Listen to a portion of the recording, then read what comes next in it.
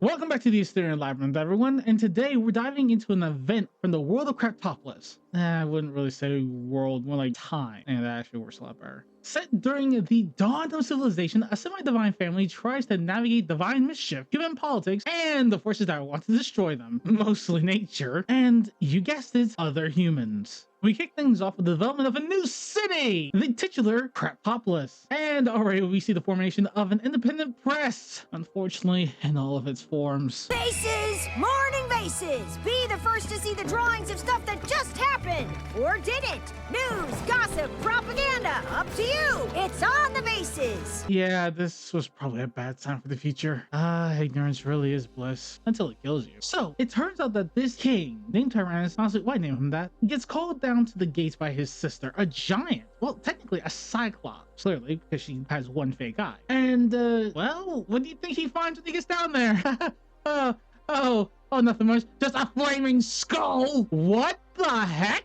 Oh my gosh. Now, here's the thing. Now, this head was left behind by the resident cannibal horde named the Classians, which, seriously, whose idea was it to live here? Of course, you literally have the idea that Tyrannis is saying, oh, every place is a day's walk away from a cannibal horde. Like, no, it isn't. And I can tell you that for truth, it wasn't. So, what do you think is going to happen with this head? Well, the city is brought together because, the word of a flaming skull that's left speared in front of the gate would definitely be making citizens feel a bit not okay. And so, this isn't the only one. Calm down, everybody. You're acting like it's the first flaming human head that's been put on a stick out there, when the truth is, it's the third. Yeah, 3. There's been 3. And somehow this king, who is somehow managing to still be king through all of this, gives a speech convincing his people to basically be lazy, to set up a city and make it difficult for big cannibalism to win. How does that make any type of sense? What type of sense does that make? The saying is, the best defense is a good offense, not let's just sit here and hope no one eats us. But who am I to judge? This philosophy, turtling essentially is what he's talking about, ironically would become more useful in the coming centuries, just not right now.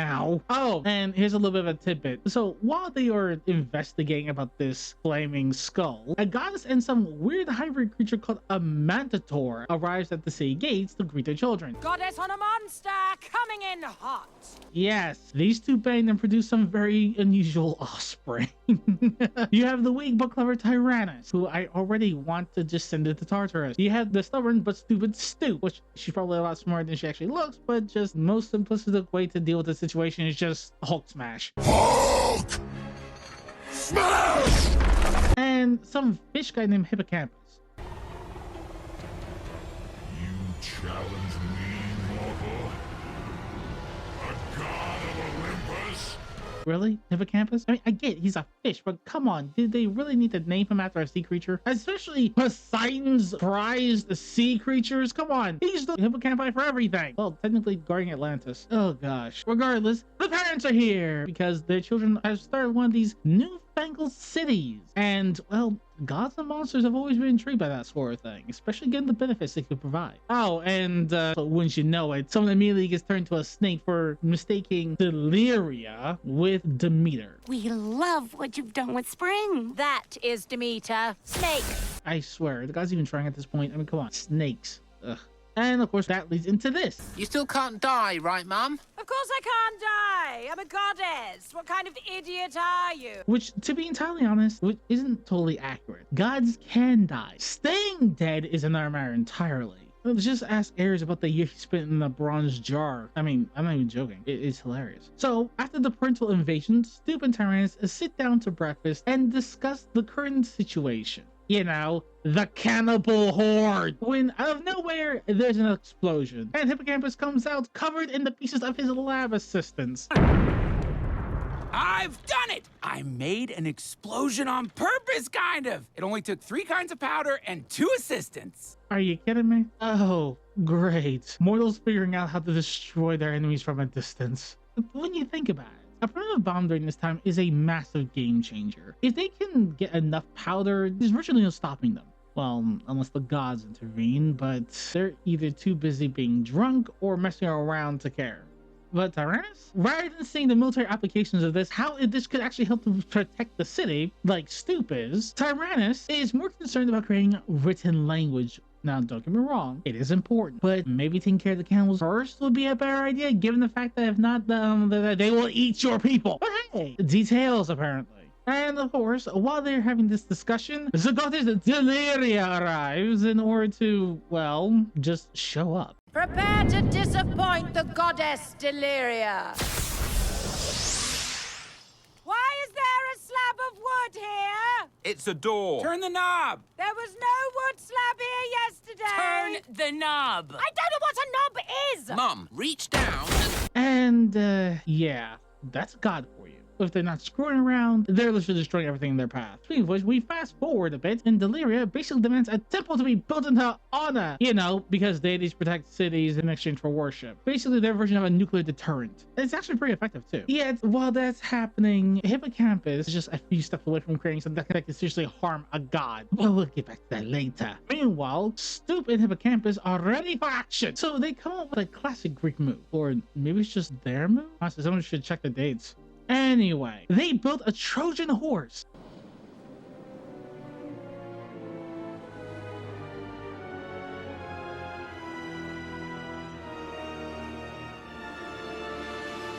Filled it with the bomb and delivered to the Calassians. And what happens next? Does Stoop get speared by a dozen spears and made into the main course of that nice dinner? Does Hippocampus get turned into the appetizer? No, ironically enough. The cannibals become friendly. I declare peace with Krapopolis. We feast tonight around the burning horse of friendship. I'm not even joking. Kill, the king of the cannibals, like, who the heck came up with these names? Gets so emotional about the gift that he decides it's time to start feeling feelings and being sensitive. I mean, I don't, well, then again, when you think of it, if you eat everyone who dares to come near your city, I'm guessing getting a gift would actually hit you right in the feels, to be fair. They're cannibals, doesn't mean they're pure evil. Now, if Stoop and Hippocampus were smart, they would have just let the cannibals take the horse inside the city and then, you know, just fire a flaming arrow and blowing it up from a distance. But no, you see, the problem here is the fact that Stoop and Hippocampus kept on trying to get the cannibals to burn the daggone horse. If I were you, I'd set it on fire. Later. You nuts? I'm gonna cherish it forever.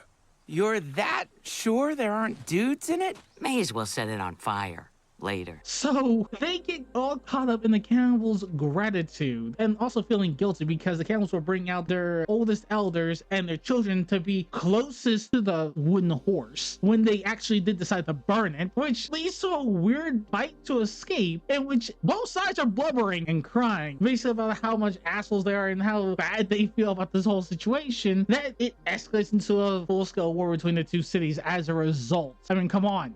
Seize them!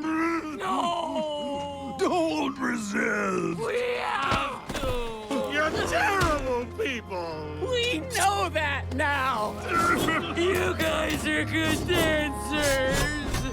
We love you! Also, one thing I never expected to actually see is the fact that Athena is not only being worshipped by the cannibals, but also is protecting them. Like, what the hell? What in the honest hell? This is Athena. What? Seriously, what is her problem? She's protecting a cannibal horde, but doesn't bother to stop Zeus's affairs. Are you kidding me? Also, I know there's gonna be someone who's gonna say, oh, but Zeus is stronger than Athena. There's nothing she can do about it. Oh, she actually could. She is essentially his viceroy. He would listen to her. If he made a promise to her, he would keep it. That's how much he loves her. She is legitimately his favorite child. Back to Tyrannis and Deliria. So after a bit of manufacturing chaos in which it was revealed that Deliria was animating the limbs of all the people who were working to build her temple because their limbs broke earlier. These people need a break. I've tried that. They're mostly broken. I've been animating their limbs. The final block of her temple is laid down, and guess who arrives? Hermes! At the speed of godly gossip. So he tells Deliria that, well, the Calassians are about to march on Krapopolis and that Athena is willing to remain hands-off in this conflict, so long as Deliria does the same.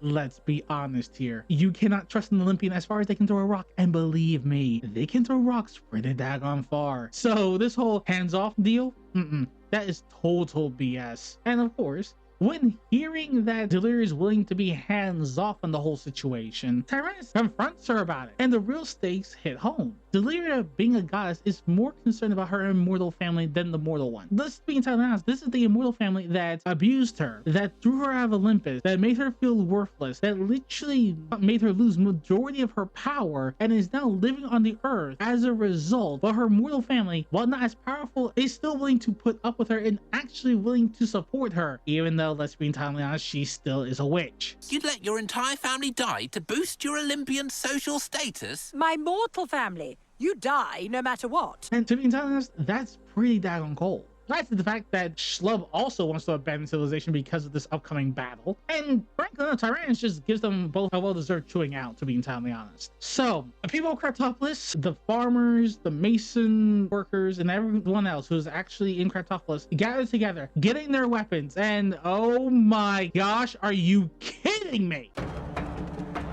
Why is the freaking cannibal horde so big? Like, there's, what, 50 people in Krapopolis? That's an army of 500 at minimum. Are you kidding me? How the heck do they sustain themselves? Oh, unless they're eating their outlet. No, that wouldn't even work. Did they pull in other nearby hordes or something? Oh my gosh. The people of Krapopolis are completely screwed.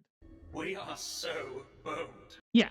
Like that. Now, I didn't actually mention this earlier because I actually didn't see the relevance for it, but it's here now, so let's go. Tyrannis actually has a divine gift, which is part of the reason why he's a king. You see, he has the ability to make deals, not just with mortals, but also immortals. So this actually comes to be very handy when he convinces King Asskill, who has every reason to want to kill the people of Krapopolis, you know, besides eating, to spare them. What if we just open our gates and let you in? Please do. It's called an invasion. Or an invitation. What if we welcomed you in and gave you our trust until we earn yours back? We're farmers, you're fighters. If we combine our strengths, we could build something greater than any other city. An alliance. An empire. I know, it's a little bit surprising, isn't it? And it looks like these might resolve peacefully until Athena shows up to ruin it. Oh gosh. What is happening? What the hell happened to her? This isn't the Athena I know. She's acting more like some moody teenager from a bad rom-com. Seriously, what the heck happened to the goddess of wisdom and battle strategy? And again, now that I think of it, most of those titles may have been BS anyway. Oh well. So, just as the Tyrannis is about to get speared by Athena because he kinda did bring upon himself. Did I address you? Who are you even, ever even? I'm the son of Deliria, and you should have been nicer to her. She gets interrupted by Deliria. And of course, the two goddesses start to roast each other. But Athena, being Athena, decides to go full-on war mode and tells the cannibals to attack! Are you attacking ever? Cue a massive battle? Oh, I should also mention that Hippocampus during this time actually went into his lab to get something that comes back to pays off brilliantly.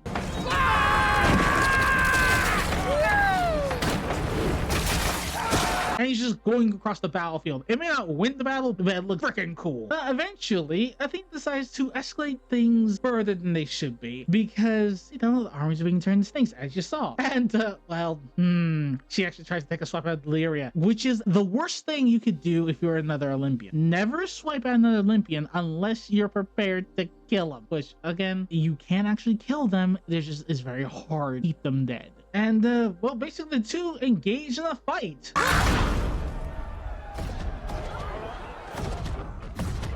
It's a brief fight that causes the two armies to stop fighting. Unfortunately, it ends very quickly, though, because Deliria is not strong to take on Athena because she lost most of her power. And, you know, just to make things a little bit worse, Athena turns Tyrannis into a snake. No! I mean, come on. That is very lazy, Athena. But when things seem to be going badly for everyone, Schlub comes to the rescue. Someone tell Tyrannis I'm doing something! Oh, I don't care what divinity you are. That's gotta hurt. With Athena defeated, it looks like she just went through a garbage scow. The cannibal horde begins to worship Deliria, and Athena just lies off after being herself. Tyrannis is turned back into a human, and the first seeds of civilization are planted in this area. So what's the takeaway of all this? Oh, Krapopolis is absolutely screwed. We are so boned. But hey, at least Delirium is not completely hopeless. Tyrannis isn't a total idiot. Stupid hippocampus aren't complete morons, and Schlub actually did something useful. But that doesn't mean to say he's out of the woods. In fact, it's about to get even worse into the woods, because now they made an enemy of Athena, and oh gosh, you can already hear the thunder. They're so screwed. Until next time, everyone, have a good day.